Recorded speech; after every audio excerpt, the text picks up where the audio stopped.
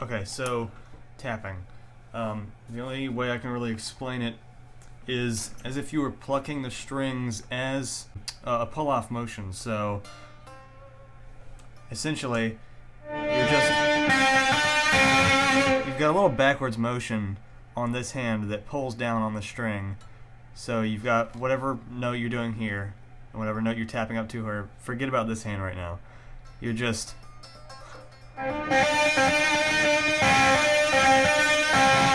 and as you let go of that finger, you pull down slightly and let go, as if you were picking it with this hand.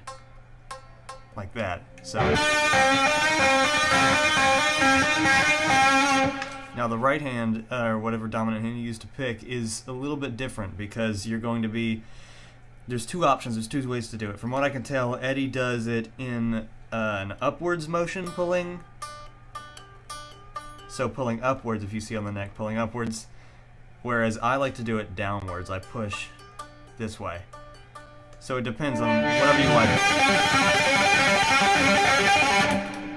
And to do that specific riff right there, all you're doing is hammering on here, essentially pulling whichever way you like, picking up or down on this hand, making sure you tap hard on that note.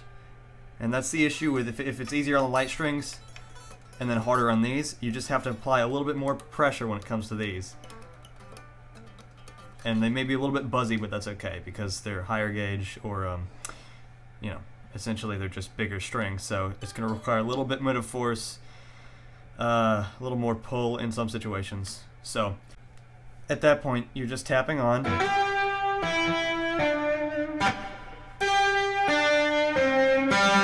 And on that riff, he actually goes down. So this is the G string, and you're going to tap here on the 12th fret, down to the 7th, and then now to the 5th.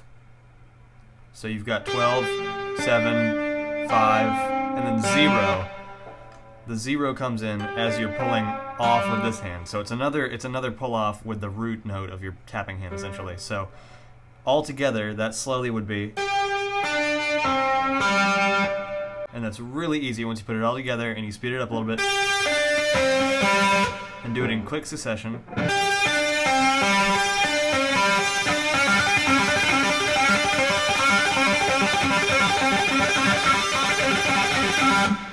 In that specific instance, he usually goes down the neck, or you know, down in this way, as in up, to the lower strings in the same pattern on the same frets. That's on the D string now, on the A. And on the A, he just simply takes this finger and he taps as if it were a pick on the 12th fret. Every note that he goes down here being. So it's a. And instead of picking, of course, you're using this finger to tap. And he bends up, taps up at the fret. If you can do the 12th, if you would like, the real way he does that riff is like. And he bends this as he's tapping the 11th to make it sound like the 12th. But if it's easier, just tap the 12th. So that's one of the riffs.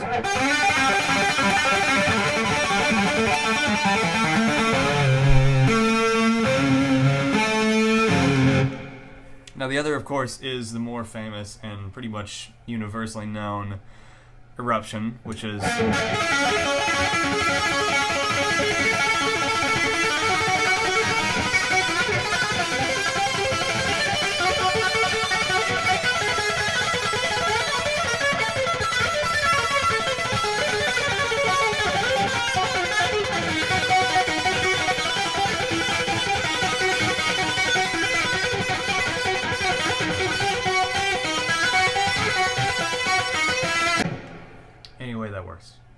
the point is this one is different in the way that he does not pull off with his index finger down to the open. He stays on this note here. So it's just simply, you don't pick this note, that stays here, and the only motion is up to the middle and then down all the way. So it's tap here, pull off there. As this one is not a tap. Specifically, you can keep this in place, and I think the way Eddie does it is with his pinky from the 2nd to the 5th fret. He just keeps it here, and then as he moves up, he switches to his ring finger, but I like to do it with my ring the entire way down, because I'm weird. But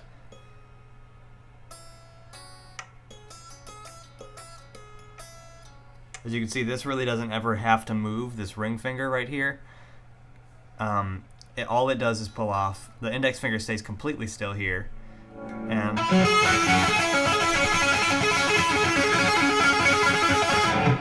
then he shifts that index finger up 1 fret.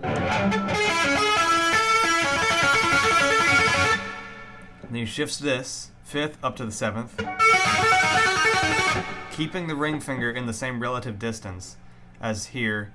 It is two frets in between these two. And then up here, same thing, 2 frets in between those two. So, and then up to the 12th with the index finger. This is where it gets a little bit weird. It stays at the 12th, but then keeps that same 2 fret distance up to the last single dot up here on the neck.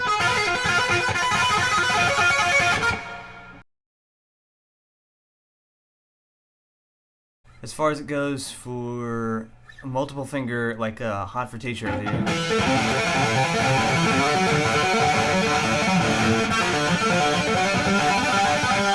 it's a little bit more complicated because it's a wider distance. It's not like Spanish Fly here where you have these 2 fingers here and they're really easy to pluck off and pull off of essentially. But with Hot for Teacher, you've got a pretty big 3 fret gap between the fingers here, and that's the pattern. And then to the 12th.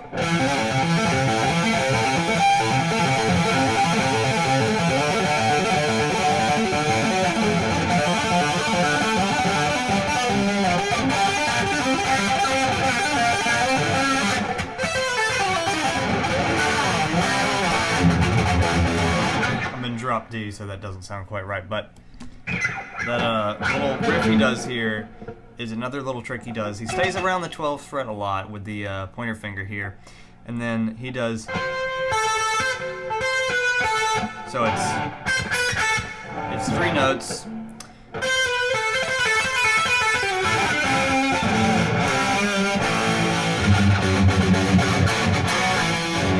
Oh, it's Judgment Day though. Sorry, Sammy Hagar area slipping in there, but.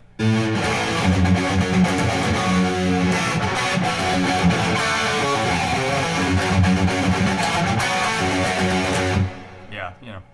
Which brings me to another good point, and that is Judgment Day itself, because this is another different tapping lick. It's a very strange one, I would say, because he uses 2 hands, and one of them is over the neck. Instead of being under, like he would play regularly, it is over the neck here, and he is tapping with these 4 fingers right here. So index middle on your left hand or right if you're left-handed, and on your right hand or picking hand, whichever one is dominant. And it's a pattern that is essentially, it's just about a fret apart. It's 1 fret apart exactly, sorry. On the 12th with the A and G strings, and then on the 14th with the D and B strings. So it really is just kind of finding the pattern. Your middle finger on the B on the 14th first, and then your index on the D on the 14th second. Then I believe it goes to the G on the 12th for your middle on this hand here, and then the A on the 12th for this finger right here. So, and as Eddie famously does, he just moves that pattern up 1 more, you know, to the right key, whatever song he's really in. I think he uses this riff. He uses a lot of these tapping riffs in different songs and adjusts the key if necessary, really.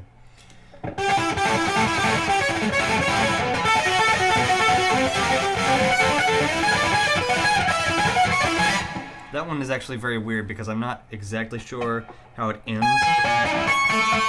As far as I can tell, he's switching strings just from over here to over here. It's a very slight difference, if you can even tell what I'm doing.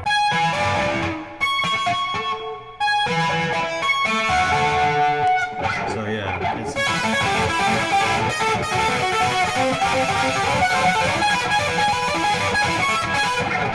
it's complicated. It's very confusing at times, in fact, but you know.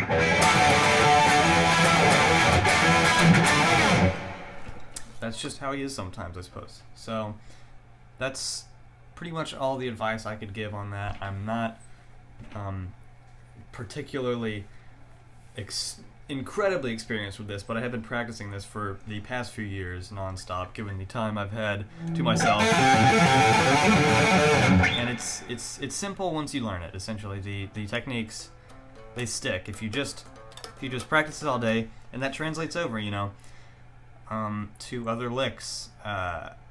Like you could even use these two what I do is bar the B and E strings on the 12th fret, and then let's see how. Yeah, up to the 15th with my ring finger, and I switch between these. I switch between the B and the E string, just like this.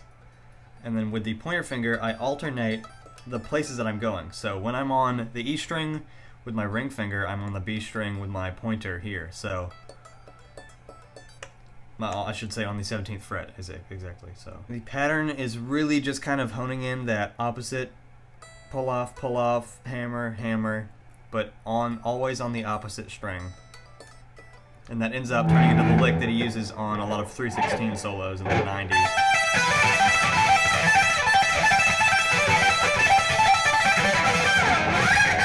Which turns into usually a riff that I believe he uses in the Beat It solo.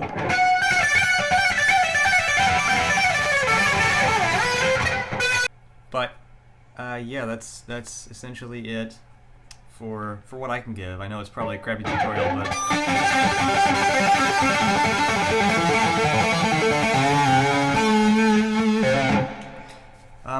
yeah. So I hope this helped in some way, even if it was very rudimentary. But yeah, thanks for watching.